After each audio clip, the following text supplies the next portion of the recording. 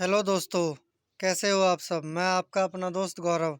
मैं उम्मीद करता हूँ आप अपनी एग्ज़ाम की तैयारी में लग रहे होंगे और कंटिन्यू जो मैं जीके और मैथ की वीडियो डाल रहा हूँ, आप उनको देखकर अपनी तैयारी को और अच्छा बना रहे होंगे। तो आइए बिना समय गँवाए हम आज अपने अगला चैप्टर जो है भारत के मैदान, उनके बारे में हम कुछ पढ़ते हैं। यानी जो भारत के मैदान हैं वो कितने प्रकार के हैं, कैसे हैं? तो आइए स्टार्ट करते हैं। भारत के जो मैदान हैं मैंने उनको नदियों के आधार पर 5 भागों में बाँटा है। तो हम उनको समझने की कोशिश करते हैं। तो पहला जो मैदान है वो भाबर मैदान होता है, यानी भाबर किसे कहा जाता है? आपने देखा होगा ज़्यादातर नदियाँ हैं जो हिमालय से या पर्वतों से निकलती हैं। पर्वतों से निकलने के बाद जब नदियाँ पर्वतों के नीचे आती हैं तो पर्वतों के नीचे कंकर पत्थर, बहुत मोटे-मोटे चट्टानें मिलती हैं।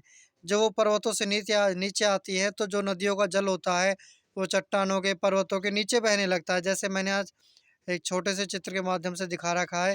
ये बड़ी-बड़ी चट्टानें हैं, इनके नीचे पानी बह रहा है। तो होता क्या है, यहाँ पर जो जल होता है वो भूमिगत हो जाता है। भूमिगत हो जाने का मतलब क्या होता है, जो पत्थरें होते हैं, चट्टानें होते हैं, वो ही हमें दिखाई देती हैं, हमें जल दिखाई नहीं देता। तो ऐसा लगता है कि जल जैसे ज़मीन के अंदर चला गया हो। तो ये कंकर पत्थरों का मैदान होता है। यहाँ पर हमें इसको हम बाबर मैदान कहा जाता है। ये अनउपजाऊ मैदान होता है।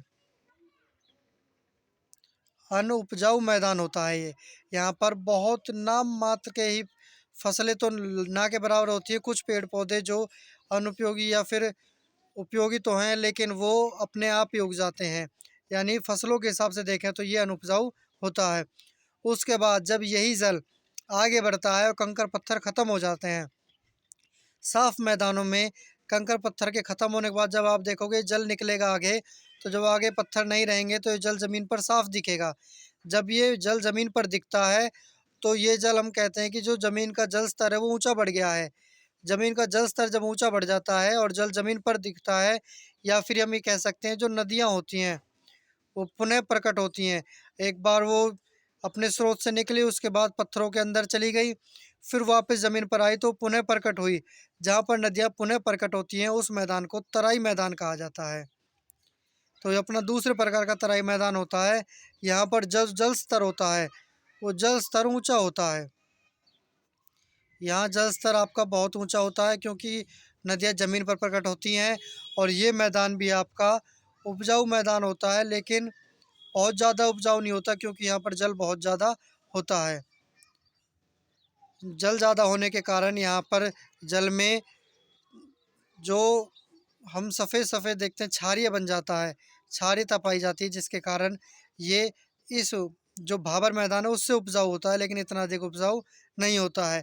उसके बाद जो अगला मैदान आ जाता है जहाँ पर ज़मीन के अंदर नदियाँ रहती हैं और पानी साफ़ रहता है, पानी कहीं नदियों के बाहर भी रहता है और नदियों में पानी रहने के साथ-साथ ज़मीन पर भी पानी की व्यवस्था अच्छी होती है, जिनको एक परफ़ेक्ट मैदान कहा जा सकता है। और रहने के लिए और खेती के लिए जो सर्वोच्च उत्तम मैदान होते हैं, यानी उत्तम उपयुक्त मैदान होते हैं, उनको खादर मैदान कहा जाता है। खादर मैदान और दूसरा जो मैदान है, बांगर मैदान, ये दोनों ही जलोढ़ मैदान के प्रकार हैं। यानी जो जलोढ़ मिट्टी के मैदान होते हैं, उनसे बने होते हैं। वैसे इनमें फ़र्क क्या है, जो खादर मैदान होते हैं, ये नई जलोढ़ मिट्टी से बनते हैं। नई जलोढ़ मिट्टी, यानी जो बारहमासी नदियाँ होती हैं, वो मिट्टी को बहा कर लाती हैं और नई-नई मिट्टी आती रहती है, तो वहाँ पर जो उपजाऊता है और बढ़ती है। ये सबसे अधिक उपजाऊ मैदान होते हैं, क्योंकि यहाँ की जो मिट्टी होती है, वो नई मिट्टी होती है और नई उपजाऊ मिट्टी होती है। इसलिए वो मिट्टी सबसे अधिक उपजाऊ होती है और नदियों के पानी इसके द्वारा लाई जाती है, इसलिए इसको खादर मैदान कहा जाता है। लेकिन सतह के हिसाब से देखें, तो ये मैदान नीचे होते हैं, बांगर मैदान की अपेक्षा।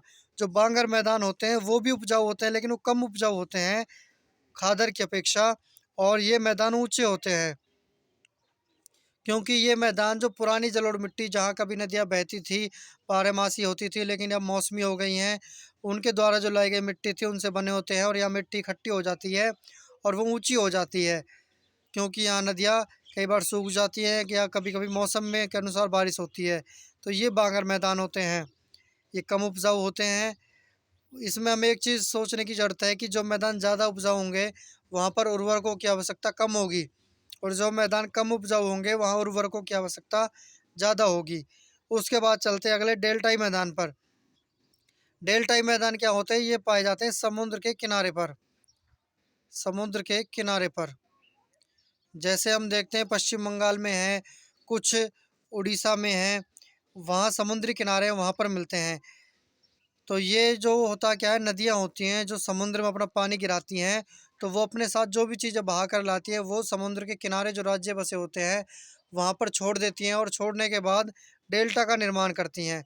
और वो डेल्टा लगभग त्रिभुजाकार का होता है, और ये अवसाद अवसादों का बना होता है, क्योंकि नदियाँ, कोई जानवर है, कोई मर गया है, या फिर नदियों ने किसी चीज़ को बहा कर लाई है, तो उन सब के मृत शरीरों से मिलकर बनता है, और वो समुद्र के किनारे किसी राज्य में इकट्ठे हो जाते हैं और वो डेल्टा का निर्माण करते हैं। तो इसलिए अवसादी मैदान होता है, और जहाँ अवसाद होते हैं वहाँ ह्यूमस की अधिकता बहुत ज़्यादा पाई जाती है।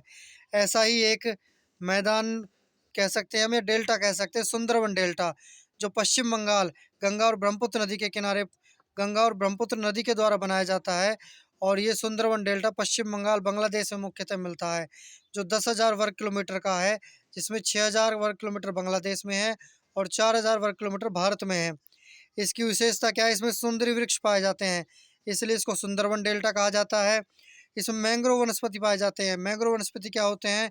वह वनस्पति जिनकी जड़ें होती हैं, एक बार तो ज़मीन के अंदर जाती हैं, फिर वो वापस बाहर आती है, यानी बाहर की तरफ आती हुई दिखाई देती है। वो वह मैंग्रोव वनस्पति होते हैं जो ज़्यादातर डेल्टाई मैदानों में पाए जाते हैं। यहाँ की मिट्टी को दलदली होती है, क्योंकि अवसादों से बनी होती है।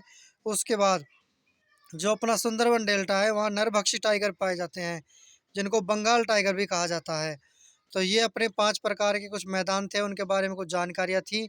तो इनको वीडियो एक बार समझ ना आए तो दोबारा देखें, अच्छी तरह देखें, ताकि आपको वीडियो अच्छी तरह समझ आ जाए, और अपने चैप्टरों को कंप्लीट करें, ताकि आपको जीके से संबंधित कोई भी क्वेरी रहे तो आप कमेंट भी कर सकते हैं।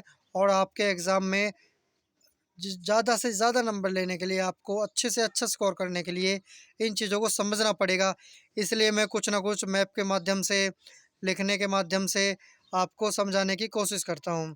तो लगे रहें अपनी तैयारी में, कंटिन्यू बने रहें मेरे साथ, और अपनी तैयारी को अच्छा बनाते रहें। धन्यवाद। मिलते हैं अपनी अगली वीडियो में।